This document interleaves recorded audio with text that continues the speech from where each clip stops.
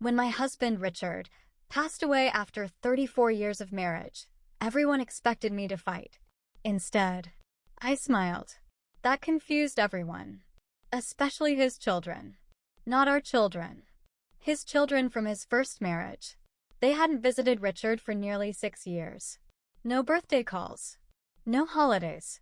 No hospital visits. But somehow, the moment the funeral ended, they appeared like vultures circling fresh prey. Ashley walked into my house carrying a folder. Mark didn't even hug me.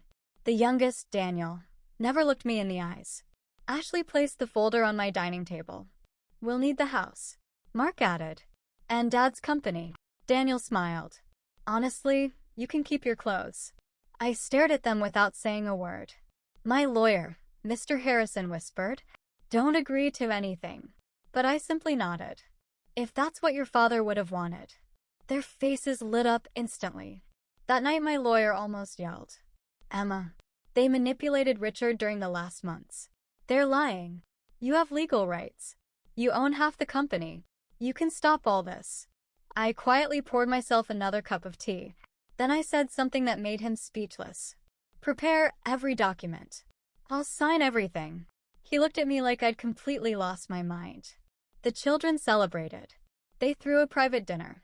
Ashley even posted online, finally closing an old chapter. They thought they'd won, but they never wondered. Why wasn't I crying? The truth was, Richard and I shared one promise. Years before his death, after surviving cancer together, we secretly created something nobody knew about. Richard once told me, "If my children ever value money more than family, don't stop them. Let them reveal who they really are." At the time I laughed. Now, his words echoed every night. Weeks later, the final hearing arrived.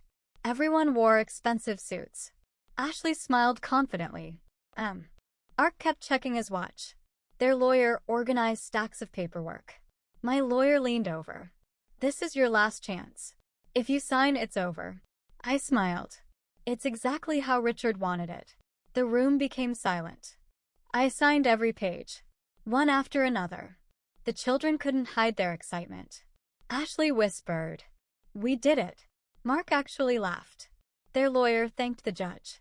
Everything seemed finished. Until the court clerk opened one final sealed envelope.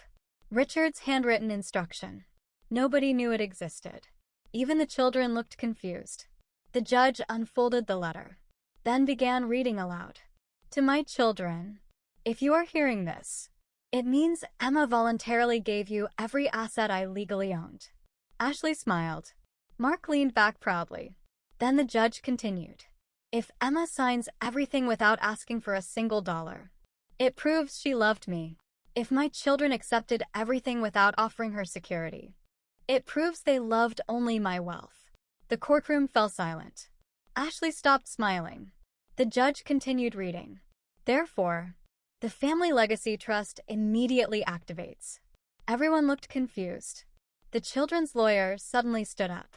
"What trust?" The judge kept reading. "All shares transferred today automatically become worthless. The operating company, trademarks, patents, investment accounts, commercial buildings, intellectual property, overseas holdings, and voting rights belong to the Richard Foundation Trust. Its sole lifetime director." The judge looked directly at me. "Emma Collins." Gasps filled the courtroom. Mark jumped from his chair. "This has to be fake."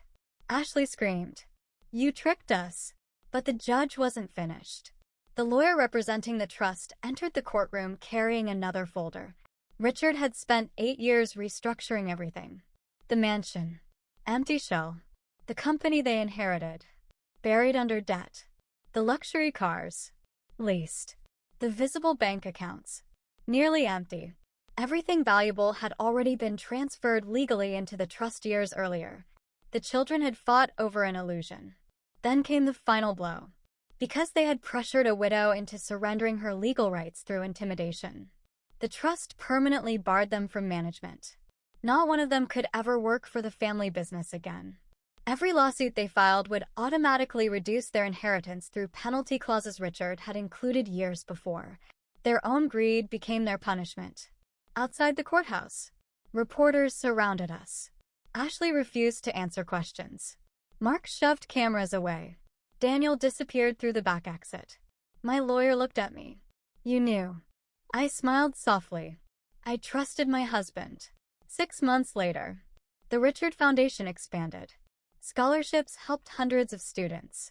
Free cancer treatments were funded in our Richard's name. Families received housing assistance. Employees who had stayed loyal received bonuses larger than they'd ever imagined. The business became stronger than ever. As for Richard's children, they sold the empty mansion they had fought so hard to obtain. After taxes, debt, legal fees, there was almost nothing left. The fortune they dreamed about had never been theirs. They lost everything chasing what they thought was easy money. Every year, on Richard's birthday, I visit the small park built by the foundation. Children laugh there every afternoon. Families gather. Trees Richard planted still grow taller every season. Sometimes people ask me if I regret giving everything away. I simply smile, because I didn't lose anything. I gained peace, and Karma made sure everyone received exactly what they deserved.